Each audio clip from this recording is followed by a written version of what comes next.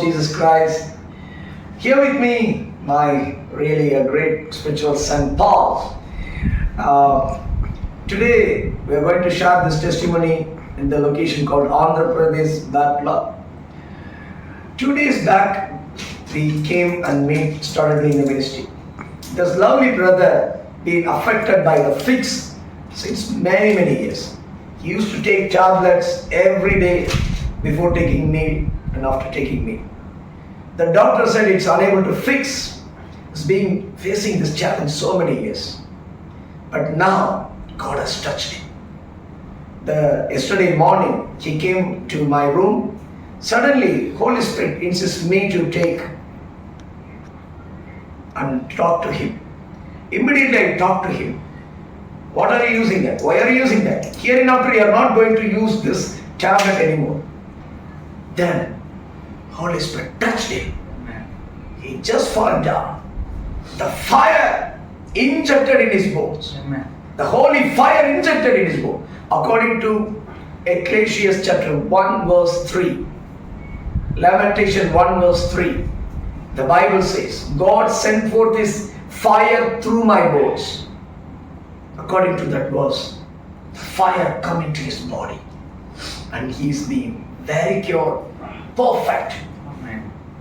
Now I would like to give the mic to Brother Paul. Now after that he didn't use this. I didn't use it. So now he's going to share his testimony in his language. Tamil ஸ்தோத்திரம். அதே போல கர்த்தர் ஒரு சாட்சியாக நிறுத்தியிருக்கிறார்.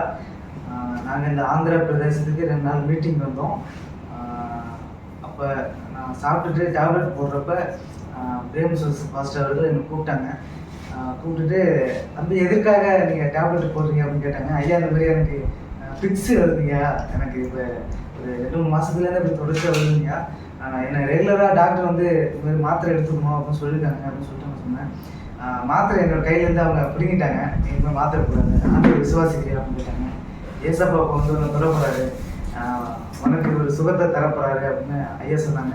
நான் சரிட்டு எல்லாம் ஐயா சொல்கிறாங்களே, நம்ம மாத்திரை போட்டாலும் நமக்கு நரம்புலேயே ஒரு வேலையாகும் அப்படின்னு சொல்லிட்டு எனக்கு சந்தேகம். அதனால ஒப்பு கொடுத்து ஐயா எனக்கு அப்புறம் ப்ரேயர் பண்ண ஆரம்பிச்சாங்க. நான் தண்ணியில் போனேன்.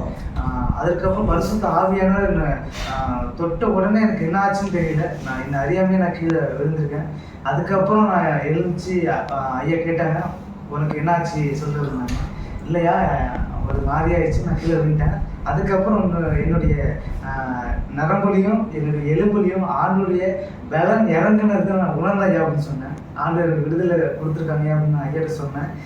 சரின்ட்டு ஐயா உனக்கு ஒரு வசனத்தை நான் சொல்கிறேன், திருக்கு தரிசனமா, அதுதான் உங்களுடைய வசனம் அப்படின்னு சொன்னாங்க. புலம்பல் 1ஆம் அதிகாரம் 13வது வசனம், உயரத்திலிருந்து அக்கினியை உனக்குள்ள அனுப்பினேன்னு சொல்லி ஒரு வசனம். அந்த வார்த்தை என்னை டச் பண்ணுது.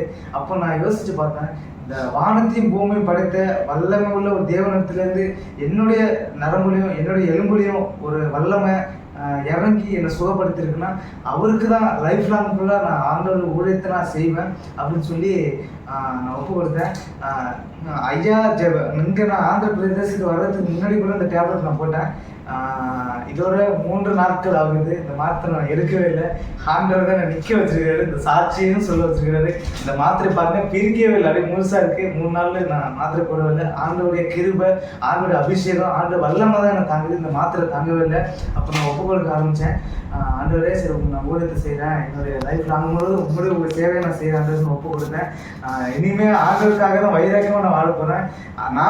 நான் என்னுடைய லைஃப் நான் வாழ்கிற வரைக்கும் அவர் அனுப்பின அந்த பலனும் அந்த அபிஷேகமும் அந்த கிருபையும் என்னுடைய எலும்புகளிலே நரம்புகளிலே பாய்ந்திருக்கிறது. ஆவியானவர் என்னுடைய சரீரத்தை ஆட்கொண்டிருக்கிறார். அவரே என்னை நடத்துவார். அந்த பலவனை வராதுன்னு நான் விசுவாசிக்கிறேன்.